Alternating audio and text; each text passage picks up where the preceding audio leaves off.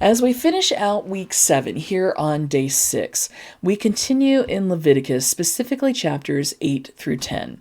Most of this deals specifically with the priesthood.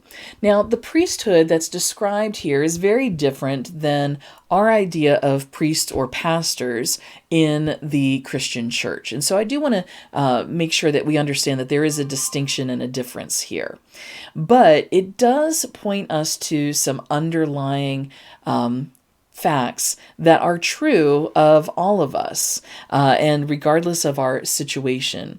While as a pastor, I don't wear the breastplate with all the jewels that Aaron and his sons would have worn, I also had to go through preparation. And whether or not you're called to God as a pastor, or you're called to some other kind of ministry. And I do believe that God has a calling on all our lives. It may not be a vocational one that causes us to change jobs, but there's some way that God is calling you to live and minister and serve in Jesus' name. And so we can see here that just as in the priesthood, God sets aside a means by which God prepares us for the role that God has called us to.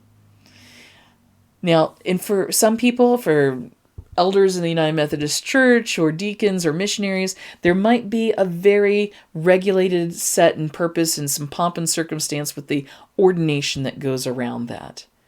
For those of us who are doing other roles and the callings, it may be that we're called to minister to the people that we work with or work for in the community. Maybe we are called to reach out to that crabby neighbor and offer them some hope and love in the world.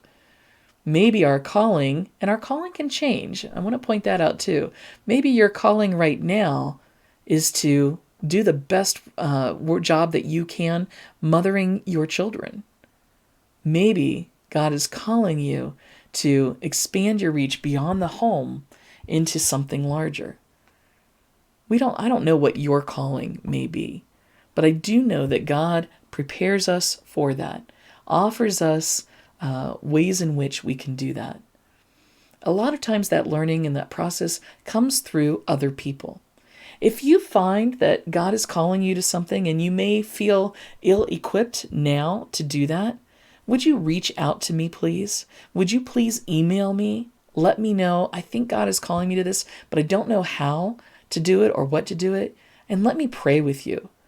And let me help you to identify how God is equipping you for what you need to do in God's name.